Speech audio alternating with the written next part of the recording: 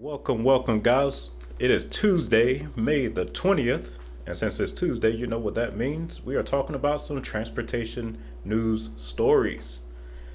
I'm your host, Mileage Mike, and we are still out here in North Carolina where the sky is Carolina blue, not Duke blue, and it is nice and sunny outside. Nice and warm. So as you saw in the thumbnail, we're going to talk about a couple stories out of California, where we have a great highway that was closed. Then we got a story out in Michigan where they are doing some major construction in the Detroit area. And of course, I got to give you an update on that New Jersey transit strike situation. And to no surprise, Texas, of all places, is gearing up for a new major project in the San Antonio suburbs. So we're going to take a look at that. So without further ado, we're going to go ahead and get into the show. Let's take a look. Now, this first story is in San Francisco, where they have this road called the Great Highway. So let's go ahead and take a look at that. For 96 years, the Great Highway in San Francisco has been one of the most scenic and convenient drives for people who live in the city's outer Sunset and outer Richmond neighborhoods. But as of today, a 2-mile stretch of that road is officially closed to cars. Last year, voters approved that plan, and it's turned quite controversial to turn the closed portion into an oceanside park. NBC Bay Area's Sergio Quintana shows us day one. For much of the morning today, city crews were busy removing a turn signal and center median from the Great Highway at Lincoln Way. A couple neighbors ventured over, hoping to see park rangers close the gate for the last time, but they were too late. Joe Leonard says he knows some of his neighbors oppose the permanent car closure, but he's excited about it. Once change happens, people are open to it. They see a beautiful new result, and it's easier to like something once you see it delivered than when you're wondering what it could look like in the end. Through the history of the Great Highway, gates like this were installed because sand would often blow across the highway and crews had to close it so that they could clear that sand. At 5 o'clock this morning, park rangers locked these gates for the last time. During the pandemic, the gates were also used to close this stretch so walkers and bikers could enjoy the outdoors at a safe social distance. Caroline Poyawan lived by the other end of the closure near Sloat. She's looking forward to uninterrupted beach walks with her dog and says so far she hasn't noticed any major issues with traffic being diverted around it. I think because of the gradual closure, there were times where they're closed on Fridays and on weekends. It feels like kind of the same. Voters approved Proposition K in November, which gave a green light to the permanent closure and its conversion to a park. According to the City Recreation and Parks Department, this will be the biggest pedestrianization project in California. Right now. All right, so before we continue, I want to show you guys exactly where this highway is so you know what we're dealing with here. So let's go to Google Maps and zoom out of that Texas area, and it's over here in San Francisco. So look at the map. We see right here the Great Highway. So the portion that they're talking about that has closed is right here. So this is the open part, and as you go down south, you see this is what they're talking about with the gate. Here's the northern end of the closed section. This was a 4-lane divided highway that ran, it was the furthest west road in this part of San Francisco. So it's you can tell from this neighborhood that's the major arterial route, was this Great Highway. And here's the southern end of the closure right here. So if you turn on traffic, you can see that. Now, I haven't been to San Francisco yet. Definitely planning to get out there later this year. But from what I can tell here, you don't have any. Your next major arterial route looks like it's Sunset Boulevard. So it looks like traffic will be using this instead, or they'll be driving through the neighborhood on this. What's that? 48th? On 48th Avenue. So it looks like these roads will be handling the traffic that once used this Great Highway. So I can't speak on its effect on traffic. I have not been to San Francisco yet, but that's just from the outside looking in. It looks like that's where the traffic is going to go instead. So if you're local to California, you let me know. What do you think about the traffic using these roads instead of that great highway closer to the ocean? All right, let's get back to the video. The department is asking residents to participate in a naming contest for the park, but not everyone's cheering the change. Well, I think a particular type of people will certainly come here, and you know that further down the coast there's all those encampments, trailer parks and so forth. Well, here's a perfect place for those kind of people to come. There had been several families living in RVs near the zoo, but they were cleared out by city crews last year. Other critics say they're lamenting the loss of what had been an easy way to get into and out of the neighborhoods here. Some even filed a lawsuit this week to try and reverse the voter-approved closure. But even as that circulates through the courts, the city plans to install new barriers and signs and host a grand opening of its newest, yet-to-be-named park next month. And that's a point I didn't think about. I've not been to San Francisco yet, but I can tell you guys that if it's anything like what I saw in LA, homelessness definitely is an issue. But if you're local to the area, you let me know if you have seen any increase in homeless or people crowding the beach since this road has been closed. But now that was the roadway closing, but this was 2 months ago. And there has recently been a proposal or some type of legislation running through the city government to reopen, or at least partially reopen, the Great Highway. So let me show you what's going on now, where they're trying to get it back open. Gearing up to open its new park. This is along the now closed Great Highway. But there are new developments this morning. San Francisco Supervisor Connie Chan says that she might file a ballot measure to reopen the 2-mile stretch of vehicle traffic. Today in the Bay's Tom Jensen is live in San Francisco with the latest, or has the latest, I should say, on a hotly contested issue from the start. Good morning. Yeah, the Great Highway is closed, but this still is not a done deal. Set to open the Sunset Dunes Park tomorrow, but Supervisor Connie Chan says that she could explore a new ballot measure to reopen the highway on weekdays. The highway, you remember, has been a tightly contested issue, but in November, 54% of voters approved closing the highway and making this new open space park. Families got a chance to preview Sunset Dunes last weekend, complete with a new bicycle play area and skills course. And as you can see, it instantly became super popular with all the kids, parents, adults too, but I think all the adults are letting the kids have a fun day on a Sunday morning. But opposition to closing the Great Highway has remained strong among the city's voters on the west side who use the roadway more often. That effort appears to continue now. If Supervisor Chan can move her ballot measure forward, it'll cost millions of dollars, and she'll need to get approval of 6 supervisors, so it could be challenging. And while all of that is going on, San Francisco's Ethics Commission is also set to vote on a fine against the Open the Great Highway campaign for failing to file as a political committee and violating city and state election laws. The commissioners could vote on that $2,400 fine later on this morning. It's on their agenda at the regular meeting at 10 this morning. All right, so Connie Chung is trying to reopen the Great Highway on weekdays and have it closed on the weekends. That could work, but again, this is a local decision. I love seeing local government do its thing. Now, local government isn't perfect because, like you saw in the video, the people who live near the highway that use it the most are against it being closed, whereas people in other parts of the city are for it being closed.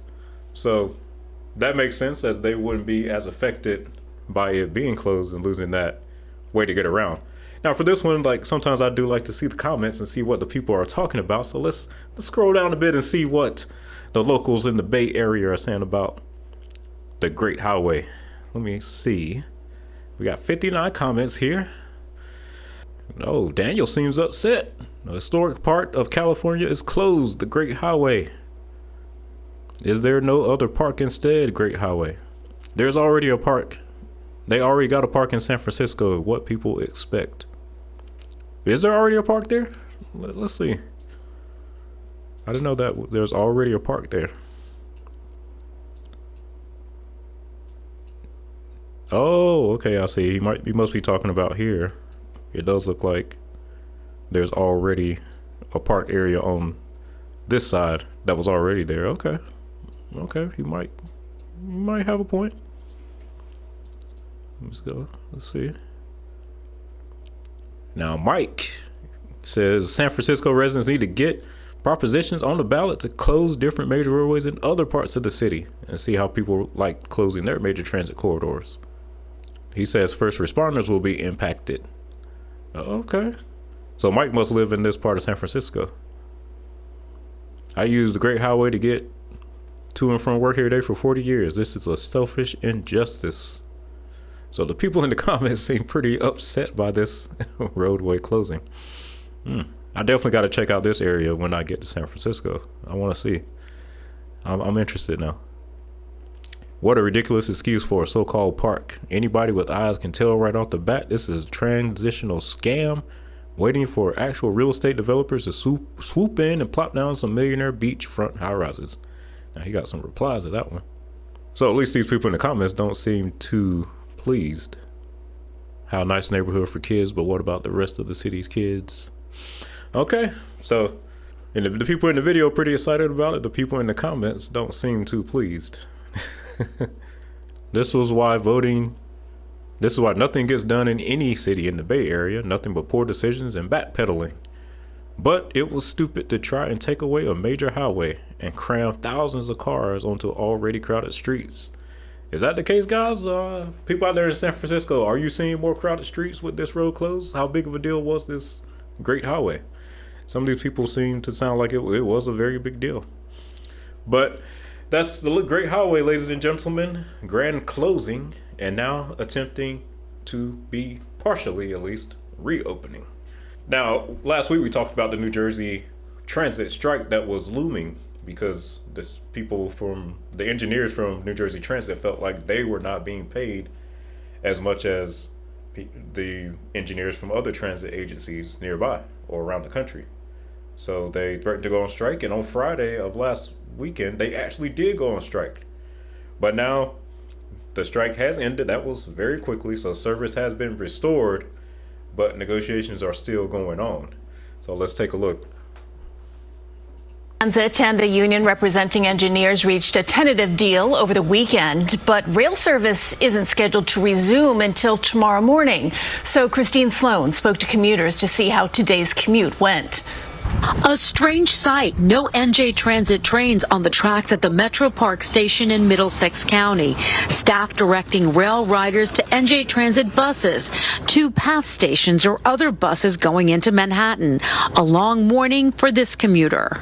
It took me longer than 2 hours to reach from Newark to Edison here. Yesterday when I tried to get home, I was on the wrong train. I don't take the path normally. Even more of a nightmare for Jean-Paul Aquendo on Monday. He drove to the Woodbridge Center Mall Satellite Park and Ride, only to find out bus shuttles to Harrison's Path stopped running at 10 a.m. The money on Uber that I'm spending gets very expensive. All the people on the platform taking Amtrak trains. That was an option for many commuters going into Manhattan. It's going to cost more, right? It did cost more, yes. How much more? About $40 more. Government sources say the tentative deal between NJ Transit and the Brotherhood of Locomotive Engineers and Trainmen won't increase fares, at least not for the next few years. As for agreement details, both sides saying little until the deal gets ratified in about a month. So a tentative deal has been reached, but the details we don't know yet. We don't know how much they're getting paid more. They're saying prices won't go up, at least for a few years. So as of right now, no information to the public, but things are going on behind closed doors.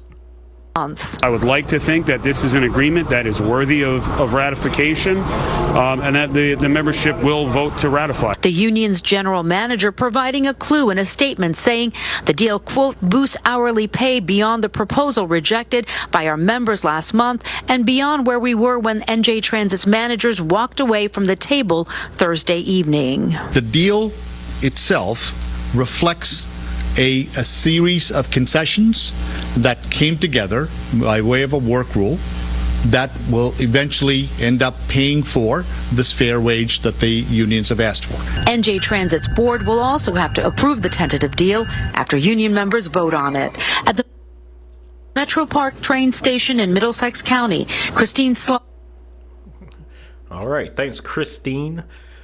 Well, so the deal has been reached. Service will be coming back tomorrow, and that's good. You knew this wasn't going to last too long because people got to get to work.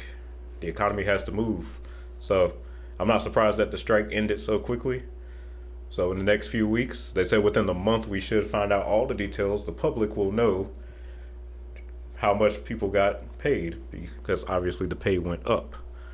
So whatever updates come, I will keep you guys posted once the actual details come out, and we'll see what the results are and if the prices will be going up for the transit riders. All right, this next story is also in California, where they have a speeding issue with video game style driving in California.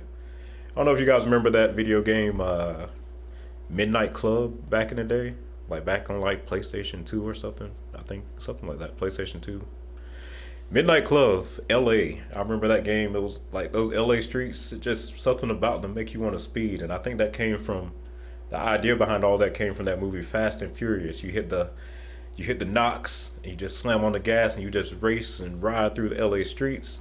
So you got all these video games based on driving like crazy in LA. You got Grand Theft Auto, you had Burnout, you had Midnight Club. Hey, California is just the place to be in speed, at least for some people. So let's see what the California Highway Patrol, or CHP, is trying to do about speeding in the Golden State. Now at 5:30, the CHP is changing things up and taking an incognito approach against what it calls dangerous video game style driving.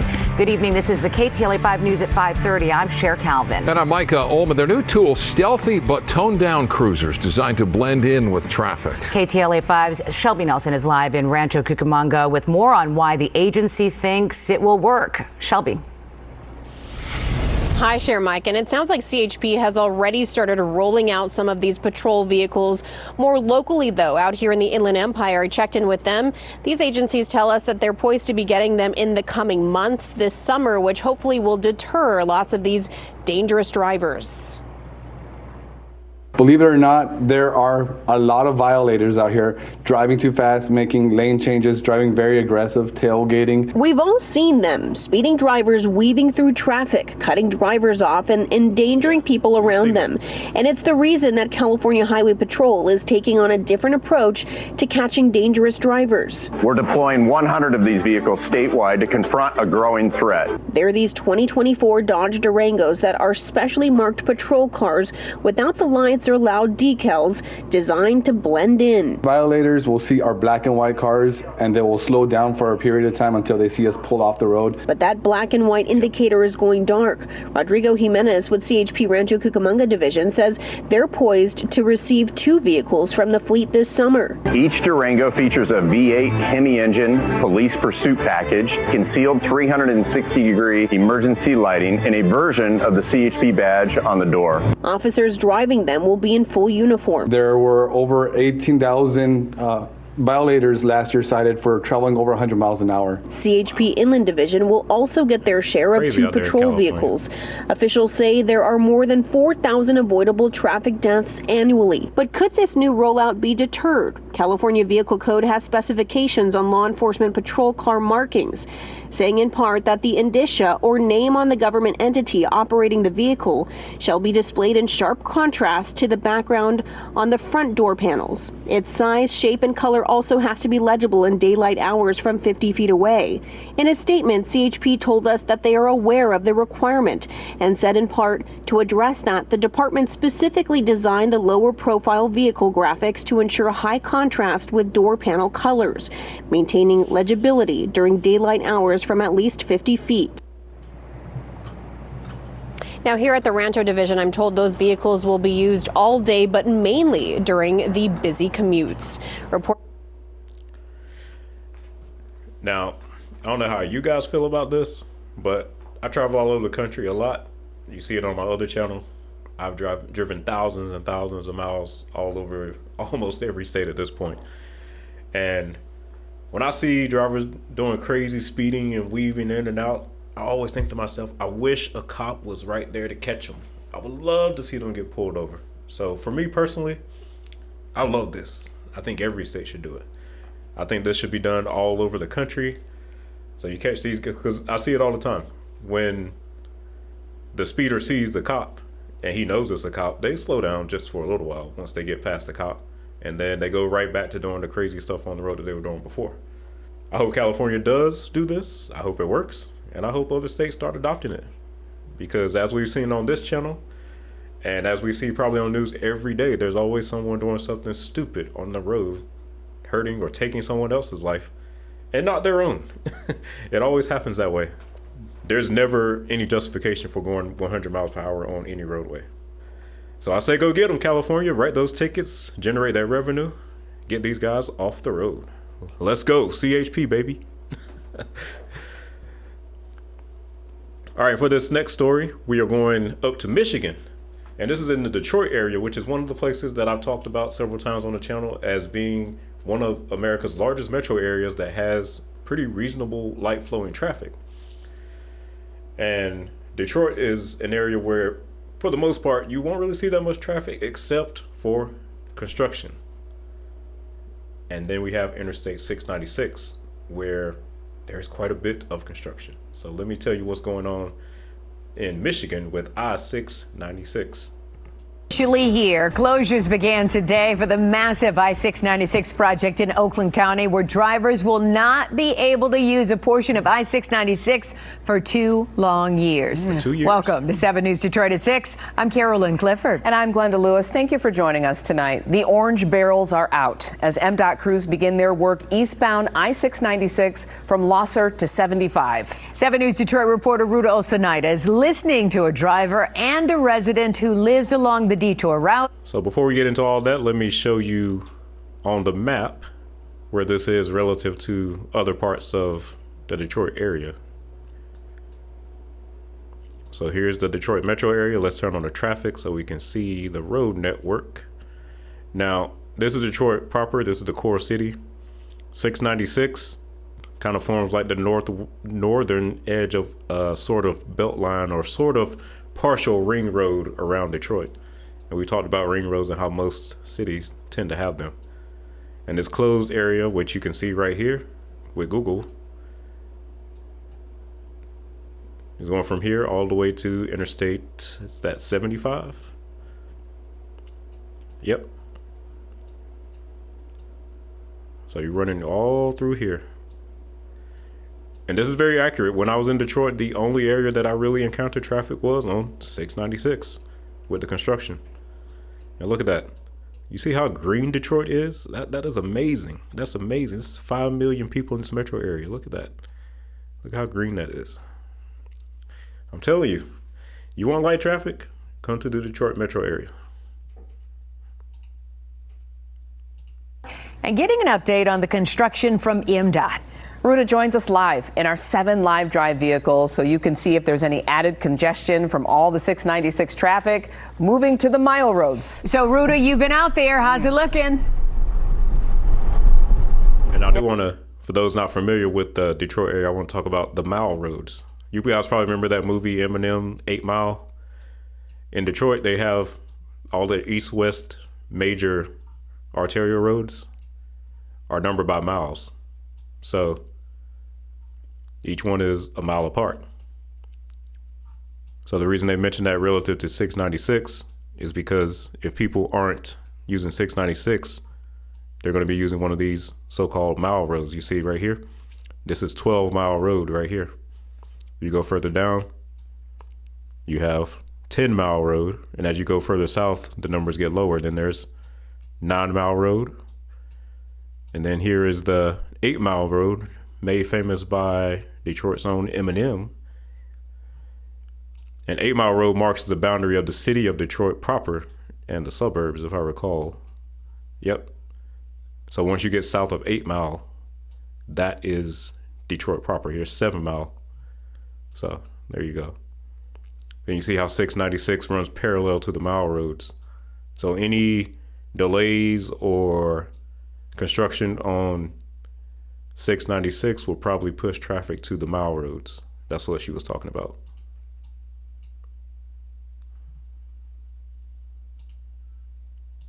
guys, good evening. So we showed you the exact detour that MDOT put out for the community in the last hour, and that actually looked okay, but MDOT recognizes that not everyone's going to take it because it does go all the way down Lodge to Highland Park and you got to get back up on 75. What they realize is a lot of people will just take the mile road. So we're on 10 Mile right now in the area of Oak Park, and it's a little bit more congested. And this is something else that's happened, especially in the age of GPS. Everyone has a GPS app on their phone.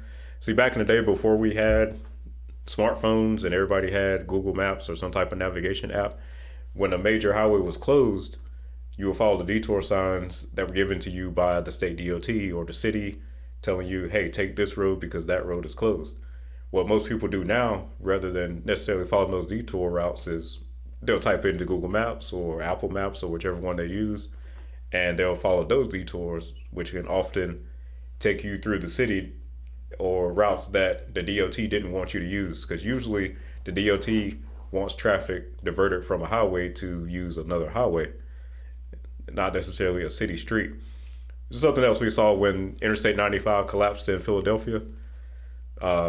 Pennsylvania DOT or PennDOT, they had their own detour route, same thing with New Jersey DOT, but what they were finding is that a lot of people were just typing in where they needed to go into their GPS app, and you will see a lot more traffic on local city streets rather than people actually following those detours.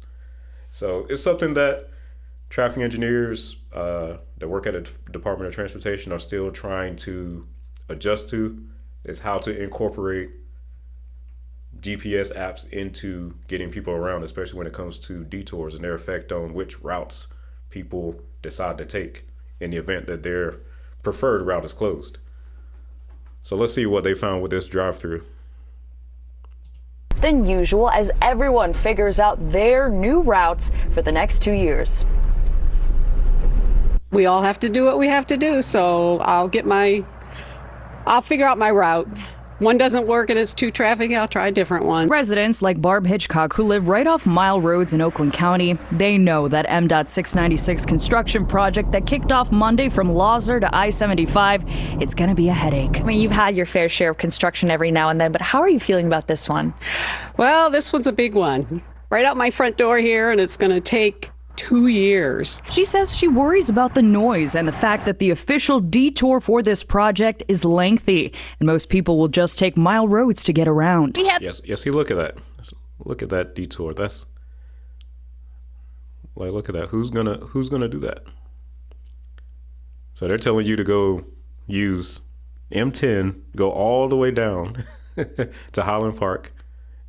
See, exactly like I said, like DOTs will divert, their preferred detour will always be another interstate or another highway, another freeway for freeway traffic. But a lot of people are going to use GPS instead, and GPS is going to tell you clearly that you can take one of the mile roads.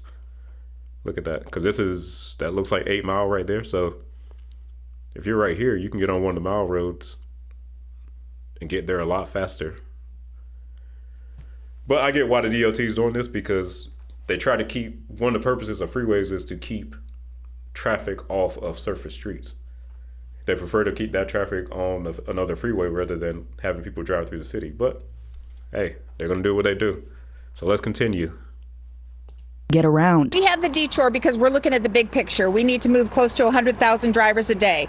But as long as you're legally allowed to be on the road, you can take any road you want. MDOT crews worked all throughout the day Monday to close down ramps and all eastbound lanes of 696 in the construction zone for this second installment of the Restore the Ruther project. So it really is a conscious decision. It's the best for the safety of the community and really for the economy. We will have rebuilt all of 696 in the course of a decade. Next year, the westbound side will be restored, but throughout the next 2 years, eastbound drivers will always have to find a detour. Are you ready for the added traffic on already pretty busy mile roads? No. God, no. Drivers like Amy Shaw, they're already planning their alternate routes and practicing their patience. But you know what? If it's to better the roads, then go ahead and do it and get it done. MDOT hopes people follow in Amy's footsteps and plan ahead, as they expect the next few days will be the most stressful. But after a few days and a couple weeks, it settles down.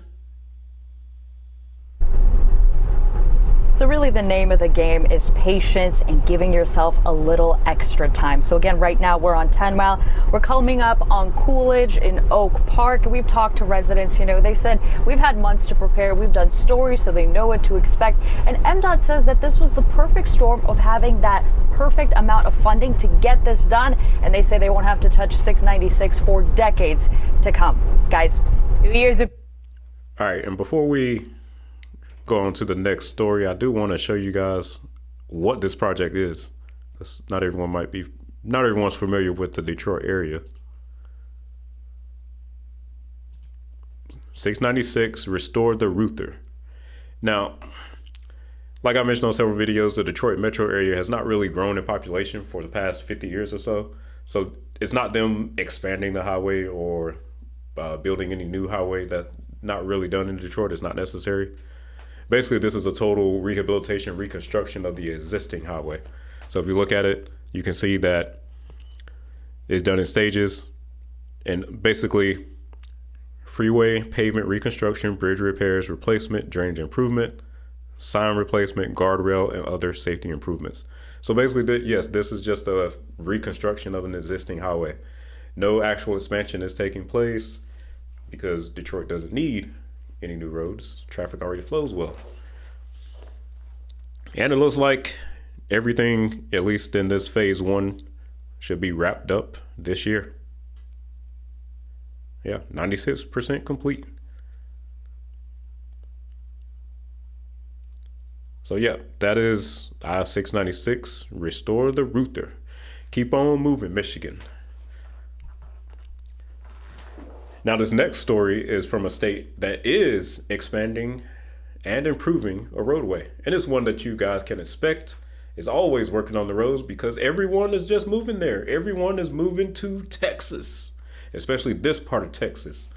New Braunfels, which is a suburb of San Antonio. It's between San Antonio and Austin. So before we get into the story, I want to show you guys where we're talking about. So let's zoom out of Detroit, go down to San Antonio. You see San Antonio right here. You see Austin up here. And here's the area in question, New Braunfels, which is a very, very fast growing city. One of the fastest growing in Texas, in the entire country, actually, in fact. And the road in question is right here. You see this green line here? This is Texas State Highway 46. And it intersects I-35 here and runs down to I-10 over here. And now some of you guys told me I pronounced this wrong last time. I think it's Seguin, or Seguin, whatever. You get the idea. But it runs here. It intersects I-10 there at this interchange. So let me take a look at the story, show you what's going on with it. All right, so State Highway 46 from I-35 to I-10. Now you got two sections that are gonna have a slightly different design. And Texas DOT has been working with Comal County, New Braunfels, Guadalupe County, and the city of Seguin to help identify corridor issues. Now with this explosive population growth, this project is to reduce congestion, improve mobility, and increase safety along State Highway 46. Let me show you what 46 looks like right now. It's basically a major arterial, 4 lanes with a undivided median. Let's see if we got a, okay. Yep. So that's what it is right now, just a surface boulevard. And when I came through here, I was here back in, I think, 2023. And yeah, this portion up here close to 35 with all these businesses, yeah, it jams up over here always. And it's jammed up right now, see? So what are they gonna be doing to fix this State Highway 46 area? So here's their map of it. You can see the construction area. So now this section right here is the part from I-35 to the Comal Guadalupe County line. And what they're gonna do, now this is interesting, you don't see this too often. This is some stuff that you will really only see out in Texas. They're gonna have an elevated 2 lane per direction auxiliary lanes as needed in this section. And then you're gonna keep the 2 existing at-grade lanes down here. a buffer, then a shared use path, which is probably meaning pedestrians, maybe bikers. And of course, in Texas, that means frontage roads as well. And overall, 152 foot right of way. So that's that section. So you're going to have a interesting layout here. This is probably the most expensive section also, because anything that involves bridges or elevated roadways is going to be very costly.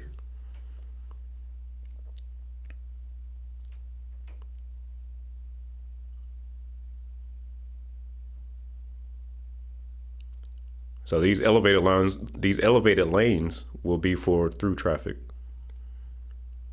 Now this is going to be the rest of the roadway. This is the majority of it, from the Comal Guadalupe line to I-10 within Guadalupe County. Now this section is going to be looking more like something you would normally see on other roadways. So you got the median, which they're going to leave 27 feet in there in case they need to expand it in the future. I mean, Texas DOT is thinking ahead. I mean, this area is growing fast, so I wouldn't be surprised if it's used in the future. So they have a wide median. They're going to keep it at 2 lanes on each side. So this is basically going to be a standard controlled access. It's going to be a freeway, basically. And this one will have frontage roads, one-way frontage roads, because Texas DOT is getting rid of those two-way frontage roads. Those are very dangerous, as I talked about in my frontage roads video. So this long section will have this is what you're used to seeing. So basically, State Highway 46 is going to become a major thoroughfare. So this makes sense. Let's see if they have the cost in here. I want to see how much this costs. Does not talk about the costs, but I think I read somewhere that it was around 1.2 billion, 1.6 billion. It's definitely over $1 billion. So that's what's coming, guys. That is what's coming to Texas. State Highway 46 is about to get a huge upgrade. And I personally think that Austin and San Antonio are eventually going to start growing into one another. These suburbs are already some of the fastest growing in Texas. Places like San Marcos and Cal, growing very fast. I went out there, man. There are homes popping up all over. So the Texas boom is not over yet. And all right, guys, that is it for today. I hope you enjoyed all the stories. Don't forget to let me know what you think about all this in the comments. And this Friday, we are back to the regularly scheduled content, as I have to talk about a certain highway in Long Island, New York, if you know what I mean. We're going to be talking about the lie this week. And as always, thanks for watching, and I will see you guys for next week's edition of Transportation Tuesday.